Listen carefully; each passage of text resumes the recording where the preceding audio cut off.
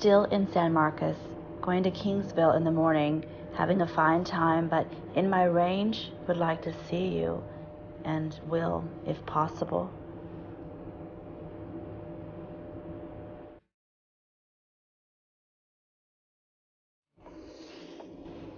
This is my grandmother.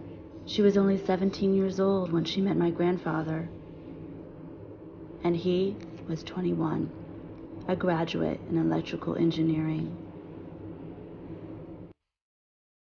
And together, they had one child, a son, my father.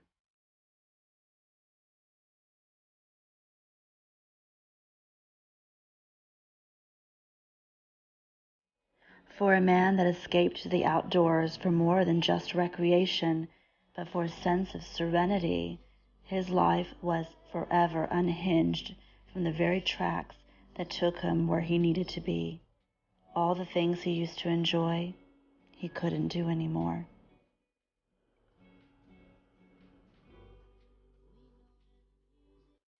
It was 1984. My grandfather was gearing up for one of his trips to our family farm when an accident happened that would change his life forever. While outside filling a tank with compressed air to take with him for a low tire on his tractor, the tank exploded on him. He was life-flighted to Herman Hospital. He survived, but was never the same. I was only 5 years old.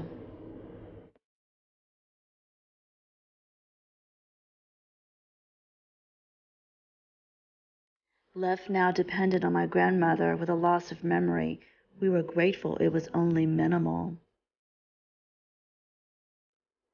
After all, he could still write letters to President Bush, even if it was harboring all his griefs and reflections.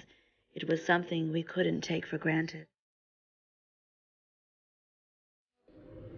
That our family beach house that he built with his own 2 hands, he had to leave as a vision. And relive it only through our lengthy and excited stories we would tell him, how it must have been difficult to be wedged between. Our happiness and his memories, all the while holding back tears, for surely he wished, as our pawpaw, he could have been there with us. Just how hard it must have been for my grandmother. He wasn't always easy with her. I remember him sitting in his recliner watching his favorite sport of boxing, while my ever-pleasing grandmother shuffled her tiny 5-foot frame to and from the kitchen. Here and there she would reply back in the most agreeable yes sirs to him. We don't always pay attention to the subtle ways that love can be shown. Therefore, we should be tender with our words to never prematurely speculate. For as an observer, it is more evidently true.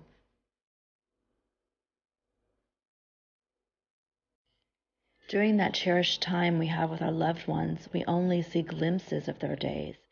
Remember, our days are long. So in the moments they share together away from our view, one may never know and can only rightfully conceive together that what you do see is not without a plenitude of emotions within their hearts. That is the most that we can claim with conviction.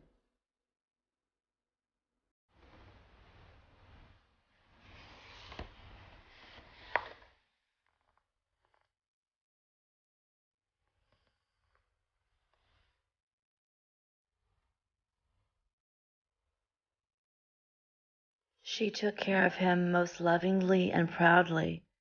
Neither one was perfect.